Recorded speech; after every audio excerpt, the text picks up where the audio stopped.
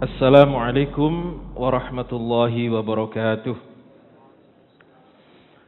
Bismillah, alhamdulillah, wassalatu wassalamu ala rasulillah, la hawla wa la quwwata illa billah, amma ba'd.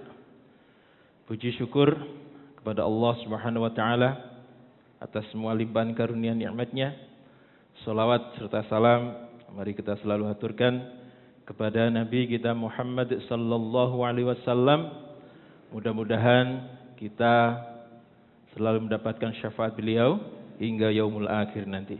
Amin ya rabbal alamin. Para jamaah sekalian, ada pepatah yang mengatakan bahwa tersenyumlah maka dunia akan ikut tersenyum. Menangislah maka dunia akan napa? Meninggalkanmu, bukan ikut menangis. Jadi kalau kita ini senyum, maka banyak temannya. Kalau kita menangis, maka teman akan meninggalkan kita. Untuk itu, mari pada pagi hari ini kita mulai dengan senyuman yang termanis buat terutama orang-orang yang di sebelah panjenengan. Monggo noleh ke kanan, kecuali tembok, okay? Noleh ke kanan, senyum semanis mungkin. Ganti noleh ke kiri, senyum semanis mungkin. Alhamdulillah. Okay. Baik para jamaah sekalian, kemarin kita sudah sampai pada apa kemarin? Penaklukan Irak. Nah, ada beberapa panglima yang diutus oleh Sayyidina Abu Bakar. Masih ingat Pak? Sinten Pak? Ibu-ibu barangkali masih ingat? Yang pertama sinten? Sinten? Dari beberapa yang diingat sinten? Khalid bin Walid. Nggih, masyaallah. Wonten malih? Barangkali ada yang masih ingat? Ya paling terkenal nggih Khalid bin Walid. Ada Musanna bin Harisah, ada Iyad bin Ghanam, ada Al-Qaqqa, sinten kalau ini? Al-Qaqqa bin Amru At-Tamimi. Tiang siwalan nggih wonten napa nggih? Nggih, sinten? Niku Mas Nanang niku, Nanang Kokok nggih. RT pinten niku? Mirip namanya nggih. Al-Qaqqa yang dijuluki oleh Sayyidina Abu Bakar dengan gelar seorang yang setara dengan 1000 orang. Ini Al-Qaqqa bin Amru At-Tamimi. Baik, kita lanjutkan. Jadi pasukan muslimin itu berangkat dari Yamamah menuju ke Irak, dipimpin oleh Khalid bin Walid. Tujuan yang pertama sebenarnya adalah wilayah yang namanya Hudzair. Tetapi kedahuluan pasukan Persia, ya karena wilayahnya lebih dekat. Maka kemudian dialihkan ke wilayah yang namanya Kazimah.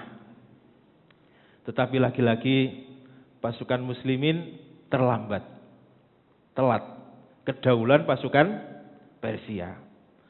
Maka apa yang terjadi?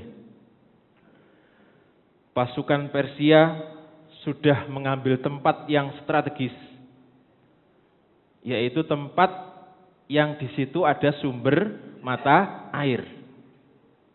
Jadi sumber mata air ini sangat penting ketika waktunya perang, untuk minum pasukan sekaligus minum kendaraan. Kemudian pasukan muslimin dipaksa untuk berhenti di tempat yang tidak ada sumber mata air. Ini sangat membahayakan. Maka melihat keadaan ini, Panglima Khalid bin Walid kemudian menyuruh pasukannya untuk menurunkan bekal atau perbekalan yang mereka bawa, dan mereka disuruh maju dengan jalan kaki untuk mengusir atau apa istilahnya, supaya pasukan Persia ini tidak menjadikan markas di tempat yang ada airnya. Dengan kalimat yang dikatakan oleh Khalid bin Walid, turunlah kalian, desaklah pasukan musuh agar menyingkir dari sumber mata air. Demi Allah, hanya pasukan yang bersabar dan lebih mulia saja yang berhak mendapatkan air. Maka pasukan muslimin kemudian menurunkan perbekalan mereka dan maju menuju ke pasukan Persia. Tetapi apa yang terjadi? Di saat itulah kemudian Allah menurunkan hujan yang sangat lebat. Masya Allah. Jadi hujan ini dirasakan oleh pasukan muslimin bahwa inilah pertolongan Allah. Inilah pertolongan Allah. Sehingga mereka kemudian merasa bahwa Allah itu selalu menyertai mereka. Allah dekat dengan mereka. Allah dekat dengan mereka. Maka semangat mereka, kekuatan mereka, mental mereka menjadi naik, menjadi lebih semangat. Dan di saat itu pula, Hurmus, sinten Hurmus, Bu? Panglima Persia. Dengan pasukannya sedang merencanakan bagaimana cara menumbangkan panglima yang tersohor ini, yaitu Khalid bin Walid. Caranya bagaimana? Hurmus ini maju dari pasukannya, kemudian menantang duel 1 lawan 1, seperti Pak di Madura ini. Carok. 1 lawan 1, yang ditantang adalah Khalid bin Walid. Supaya apa? Supaya Khalid nanti maju dari pasukannya, keluar dari pasukannya. Setelah Khalid nanti maju, yaitu jauh dari pasukan, maka rencana berikutnya adalah pasukan daripada Hurmus ini disuruh menyerang bersama-sama untuk membunuh Khalid. Masya Allah. Ini kalau dalam perang, ini namanya tindakan apa nih? Tipu muslihat. Tetapi ini tidak terpuji. Tipu muslihat yang tidak terpuji. Tidak diakui oleh dunia bahwa ini adalah model perang yang baik. Maka kemudian setelah Hurmus dan Khalid ini duel,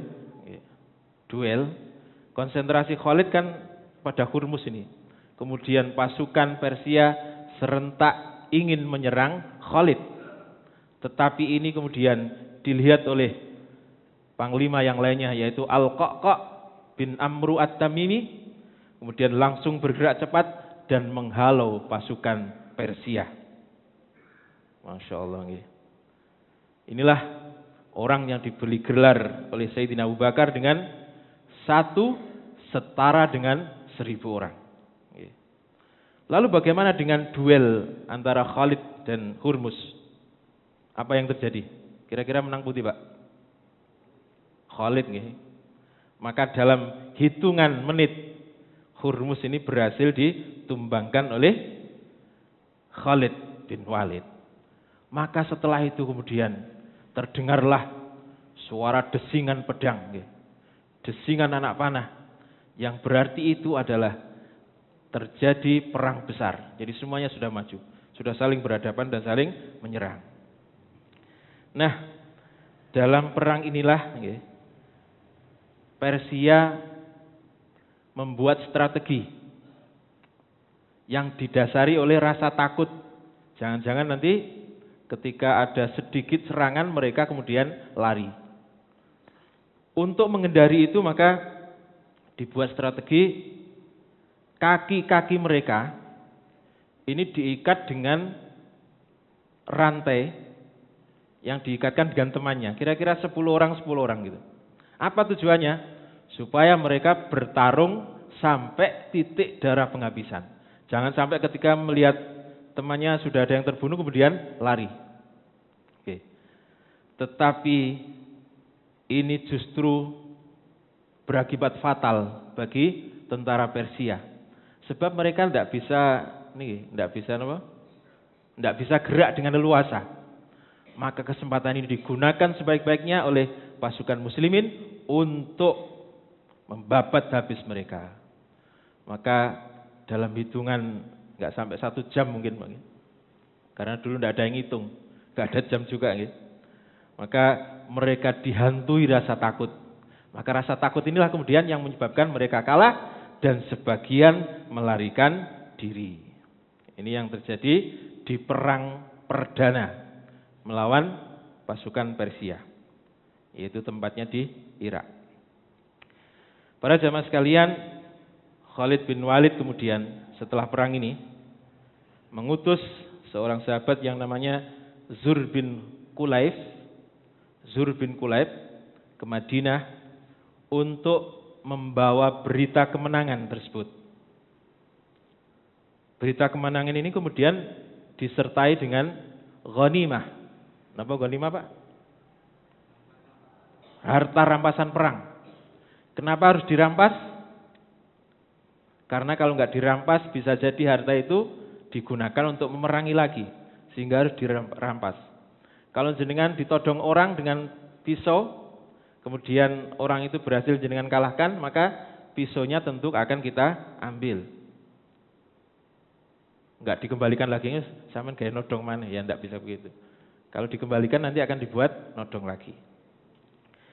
Di antara harta rampasan perang atau ghanimah itu ada topinya sinten wau sing meninggal? Hurmuz. Yang nilainya adalah 100.000 dirham. Kalau dikuruskan sekarang itu kira-kira 8, miliar rupiah. Masya Allah, satu topi, Pak. Satu topi harganya 8,5 miliar. Ini hidup yang memang hedon waktu itu. Luar biasa. Luar biasa Persia itu dulu. Bahkan nanti ketika sudah pasukan muslimin sudah memasuki istananya. Istananya di mana kemarin, Pak?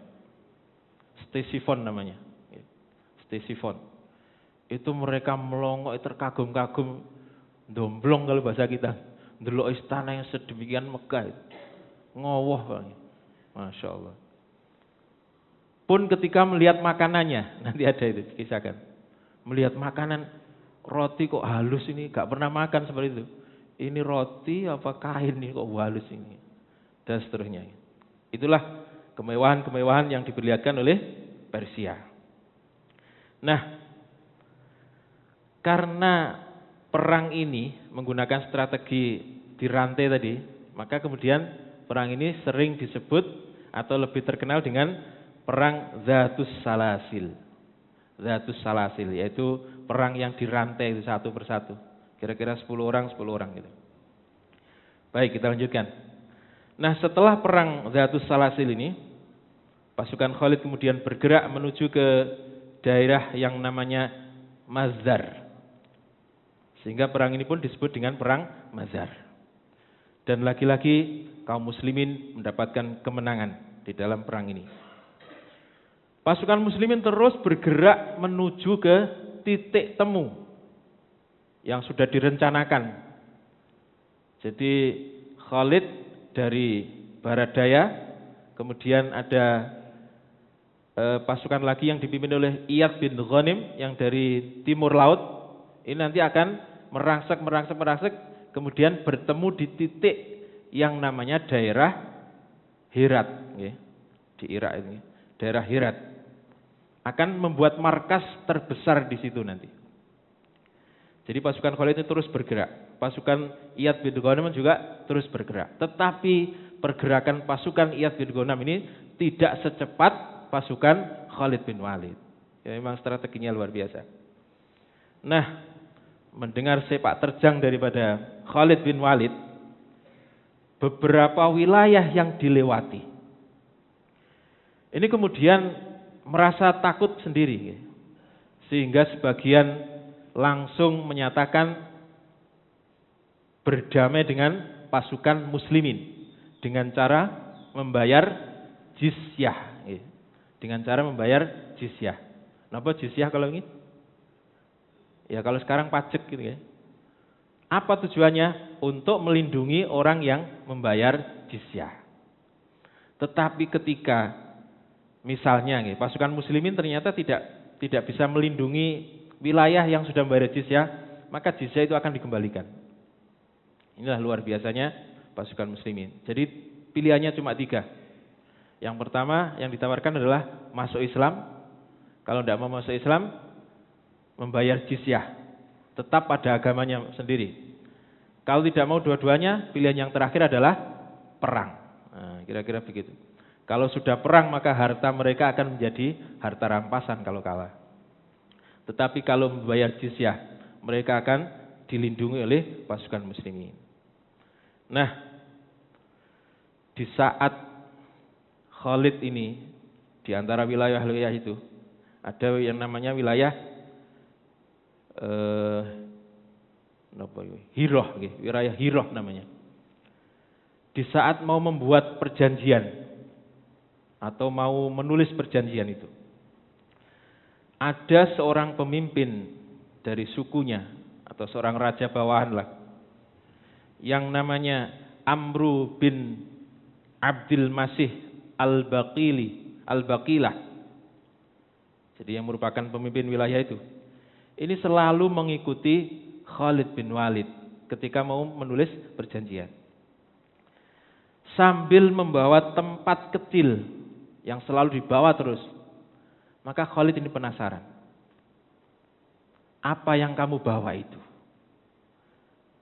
Dijawab oleh Amru bin Abdul Masih ini. Ini adalah racun katanya. Untuk apa kau bawa racun?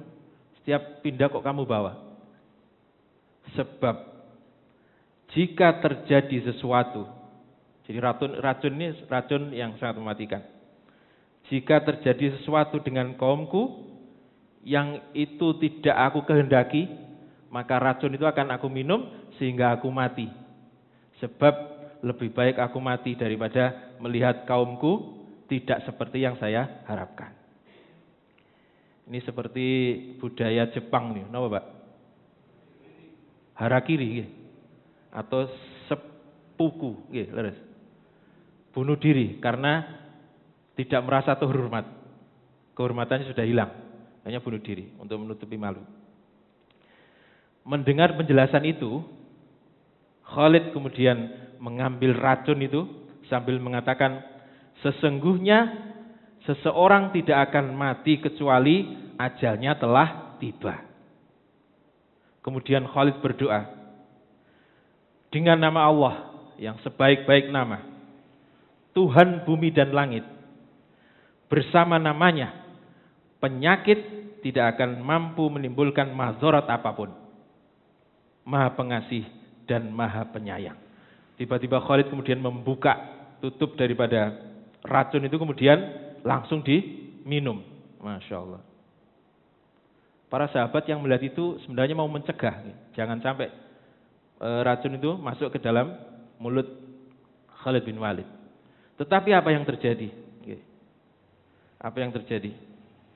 Khalid tetap dalam keadaan segar bugar. Jadi di puncak keimanannya itu, Khalid ingin membuktikan kepada pengikut Persia bahwa apapun yang terjadi di muka bumi ini adalah berkat daripada izin atau atas kehendak Allah Subhanahu wa taala, Sang Pencipta alam semesta ini. Kira-kira itu yang pesan yang mau disampaikan oleh Khalid bin Walid. Bukan untuk gaya-gayaan, dulun aku ngombe racun gak mati, enggak. Sebab di agama lain juga ada ayat yang begitu. Kalau ini kan bukan ayat bahwa orang yang beriman itu dia akan tidak apa-apa ketika minum racun, dan dia akan mampu menggunakan bahasa yang dipakai oleh daerah itu. Ada ini di agama lain. Maka ini kemudian ada pemukanya yang kemudian mencoba dan meninggal. Minum racun bisa ular itu. Pernah itu. Jangan bisa googling di YouTube, ada. Nah, para jamaah sekalian, inilah salah satu daripada karomah yang diberikan oleh Allah, yang diberikan Allah kepada Khalid bin Walid. Tetapi ini bukan untuk ditiru, Pak, nggih. Bukan untuk ditiru. Sebab iman kita ini jauh dibanding dengan para sahabat. Dulu di zaman-zaman wali itu ada kisah yang namanya Saridin kalau tidak salah. Itu ngetes imannya itu dia naik ke pohon kelapa, kemudian menjatuhkan diri. Kalau jatuh itu mati ya berarti mati. Tetapi ketika jatuh itu, tetapi sebelumnya sudah pasrah, sudah mengatakan bahwa kalau Allah itu memang benar-benar ada dan saya belum waktunya mati, maka saya tidak akan mati. Itu ngetes tauhidnya luar biasa. Kemudian menjatuhkan diri dari atas pohon kelapa dan ternyata tidak mati. Dulu ada yang begitu. Tetapi sekali lagi itu bukan untuk ditiru. Kita ini kan sudah yakin, Pak. Nggih, pun dah. Nah, enggak usah dibuktikan yang begitu-begitu. Nah, para jamaah sekalian, melihat kejadian itu, Amru bin Abdul Masih bin Baqilah dengan penuh rasa takjub kemudian mengatakan, wahai orang-orang Arab. Berarti ini disampaikan untuk pasukan muslimin. Demi Allah, kalian akan menguasai apapun yang kalian kehendaki. Selama orang ini, yaitu Khalid bin Walid, masih bersama kalian. Masih bersama kalian. Kemudian Ibnu Baqilah atau Amru bin Abdul Masih ini menoleh kepada kaumnya yang juga menyaksikan peristiwa itu, dan ia mengatakan, aku tidak melihat suatu bukti yang paling jelas melebihi apa yang aku lihat hari ini. Maka kemudian Amru bin Abdul Masih ini memanggil seluruh penduduk Hira dan meminta mereka untuk berdamai dengan Khalid bin Walid. Nah, dalam peristiwa itu ada saudara daripada Amru bin Abdul Masih ini yang ditawan oleh pasukan muslimin. Namanya Karomah bin Abdul Masih. Ini menjadi tawan kaum muslimin. Nah, Karomah ini kemudian diserahkan kepada seorang sahabat yang bernama Suwais. Sinten, Pak? Suwais. Kenal saderenge? Mboten nggih. Enggak terkenal memang nih, Pak. Mboten kenal nggih, mboten napa-napa. Suwais nggih. Kenapa demikian? Sebab suatu hari ketika Nabi masih ada, beliau kemudian memberikan gambaran-gambaran bagaimana megahnya istana-istana yang berada di Hira dan istana-istana yang berada di Ctesifon. Kemudian beliau menggambarkan istana-istana Persia itu nanti akan ditaklukkan oleh kaum muslimin. Dan beliau menyebut bagaimana istana Hira itu dengan balkon-balkonnya. Kalau dereng semintono paham balkon niku dos putih. Napa balkon niku? Napa? Napa, Pak? Emperan. Oh nggih, pun nggih, balkon nggih. Emperan nggih. Dengan balkon-balkonnya yang mirip dengan taring-taring anjing. Nah, ketika Nabi menyampaikan itu, Suwais ini kemudian mengatakan, wahai Rasulullah, berikan aku atau berikan kepadaku putri Baqilah atau Karomah bin Abdul Masih tadi. Nah, berbekal janji ini, maka ketika Hira ini berhasil ditaklukkan oleh kaum muslimin dengan tawan-tawanannya, termasuk saudara daripada Amru bin Abdul Masih tadi, yaitu Karomah. Kemudian Suwais ini menyampaikan kepada Khalid tentang hadis ini, bahwa putri Baqilah itu sudah menjadi hakku karena janji Rasulullah. Kemudian Khalid mencari saksi, benarkah apa yang disampaikan oleh Suwais ini? Ternyata memang benar, ada yang mau bersaksi. Maka putri Baqilah ini kemudian diserahkan kepada Suwais. Jadi Suwais ini dulu pernah melihat putri Baqilah ini ketika masih muda, sekitar umur 20-30 lah. Kemudian melihat kok cantik, maka kemudian memendam rasa. Sehingga dia meminta kepada Nabi. Tetapi masalahnya adalah saat penaklukan itu, putri Baqilah ini sudah berumur 80 tahun. 80 tahun.